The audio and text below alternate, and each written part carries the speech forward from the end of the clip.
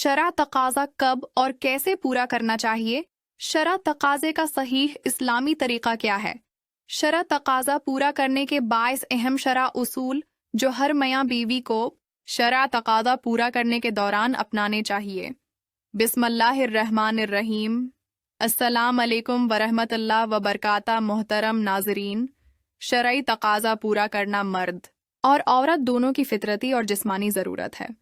कुदरत ने इंसानी नस्ल की अफजाइश और जिनसी और जिस्मानी लज्जत हासिल करने के लिए मर्द और औरत का जोड़ा बनाया है। शरअ तकाज़ा पूरा करना मियाँ बीवी के लिए न सिर्फ जायज़ अमल है, बल्कि बदकारी, ज़नाकारी और गैर मर्दों और गैर औरतों से बचने के लिए एक बहुत बड़ी ढाल है। लेकिन शरअ तकाज़े के बारे में इस्लामी और शरअ उसूलों से अदम वाक़फ़ियत और लाइल्मी की वजह से इस जायज़ और हलाल अमल में भी गुनाहों का इर्तिकाब होता रहता है। इसीलिए शरअ तकाज़ा पूरा करने के दौरान इन बाइस शरई और तबीई उसूलों को मद्देनज़र रखना ज़रूरी है।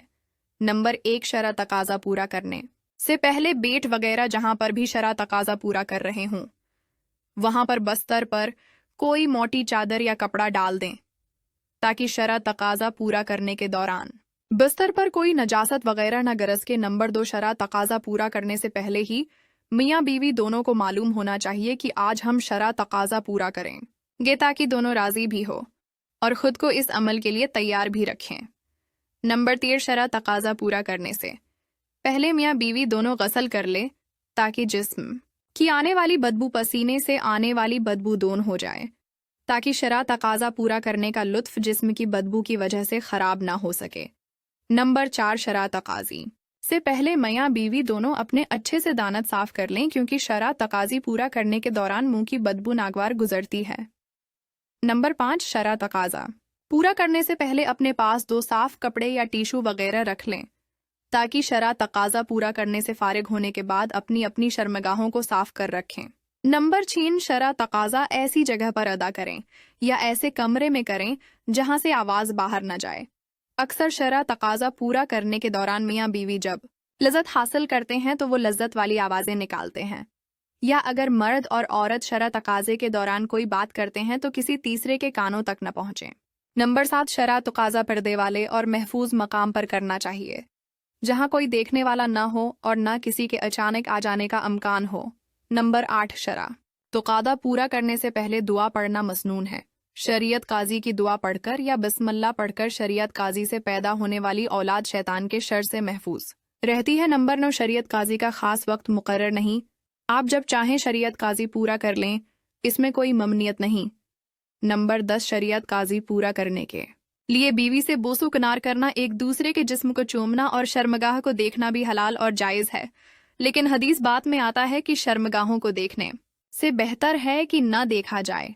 नंबर 11, बीवी को शरअ तकाज़ी पूरा करने के लिए तैयार करते हुए इसके पिसानों को चूमना जायज़ है, यानी औरत की छाती को मुंह में लेकर चौंच सकते हैं और उसकी छाती से खेल सकते हैं, लेकिन छाती को चौंचते वक्त एक बात का ख्याल रखना ज़रूरी है कि बीवी का दूध निकलकर मुंह में न चला जाए, क्योंकि बीवी का दूध मुंह में जाना मकरूह अमल है।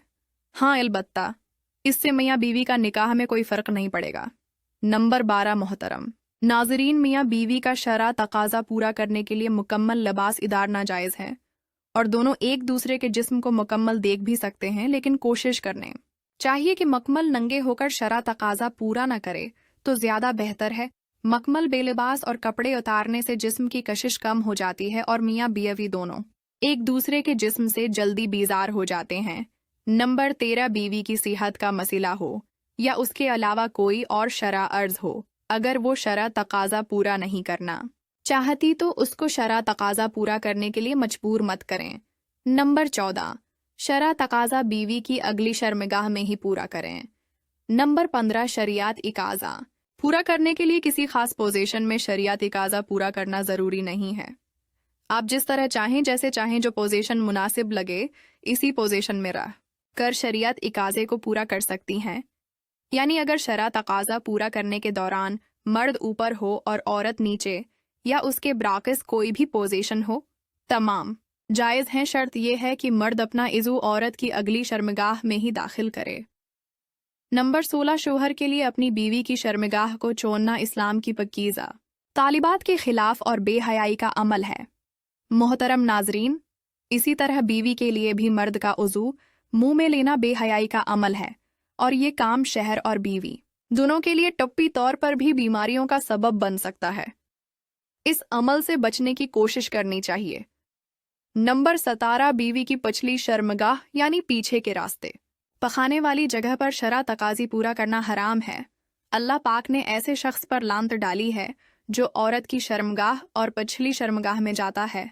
नबी करीम सल्लल्लाहु अलैहि वसल्लम ने भी इरशाद फरमाया है कि जो शख्स अपनी बीवी के दब्बर में यानी पीछे वाले रास्ते में आता है वो मालून है। नंबर 18, 5 हालात में बीवी से शरा तकाजी पूरा करना हराम है। अगर कोई शख्स इन 5 हालातों में से बीवी से शरा तकाजी पूरा करता है तो सख्त गनेगार होगा। पहले, जब औरत हैज की हालत में हो, जिसे पीरियड्स भी कहते हैं, इस दौरान शरीयत काज़ा पूरा करना हराम है। दूसरी, नफाज की हालत में, यानी जब औरत को बच्चा पैदा होने वाला हो तो खून चलता है, जिसे नफाज कहते हैं। इस दौरान शरीयत काज़ा पूरा करना हराम है जब तक कि बच्चा पैदा होने के बाद आने वाला खून रख न जाए। शरीयत काज़ा पूरा नहीं करना चाहिए और इस खून आने की मुद्दत 35 से 40 दिन तक की होती है।